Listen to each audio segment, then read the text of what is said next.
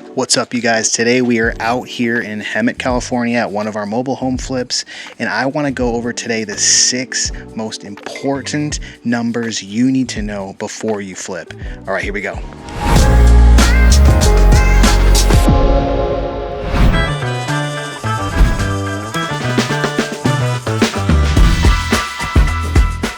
When you're flipping your house, no investor should start flipping without looking at all the costs. The estimated total will always be lower than the actual numbers, but don't leave it up to chance. I want to make sure you guys are planning for everything. Before we start, please subscribe, like this video, share it with anybody looking to get into flipping or mobile home flipping. So the first thing you're going to need to focus on is the after repair value. This is what you're going to be able to sell the property for after you repair it.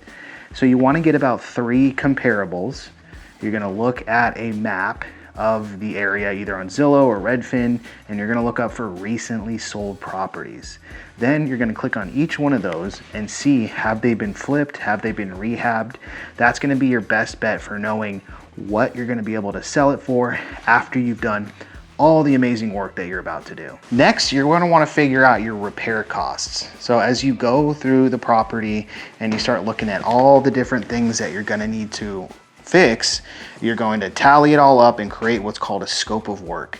If you guys want me to show you a detailed video on how to create a scope of work, just comment scope of work and I'll make sure to get that video started. So you're going to go through, you're going to say, we're going to need to do the flooring, we're going to need to do the painting. If it's a mobile home, we're going to need to add permanent foundation if the year is the right year.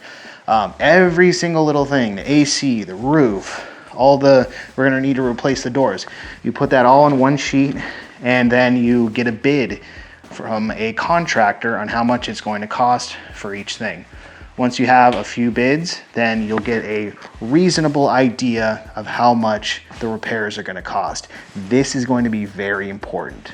The next number you're going to want to work on is the current price of the house. If you're getting it from a wholesaler or if you're getting it from an agent, this is obviously very important because after the next few things that I'm about to talk about, you're going to minus it all from the after repair value, and that's going to leave you with your profit.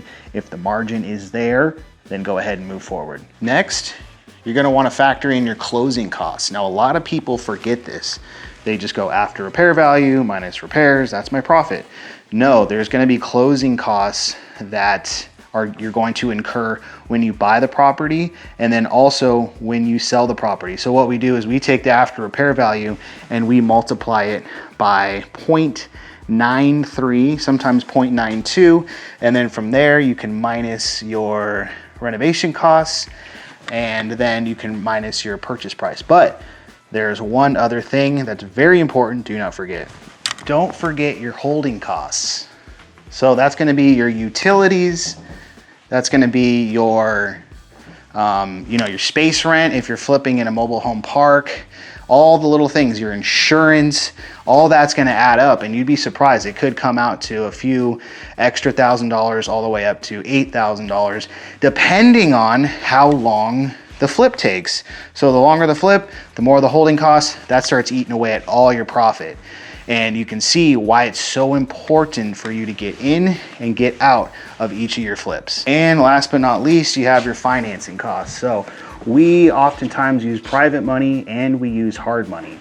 And so every single month we have a payment that we need to pay to the financer. So that is a very important number that you're going to need to know and basically project it out to 6 months. And you can see again why your timeline is so important. If you start going 8 months to a year, you're going to be really paying those costs, and that's going to all just eat away at your profit. The difference between a good flip and a bad flip can be simple oversight.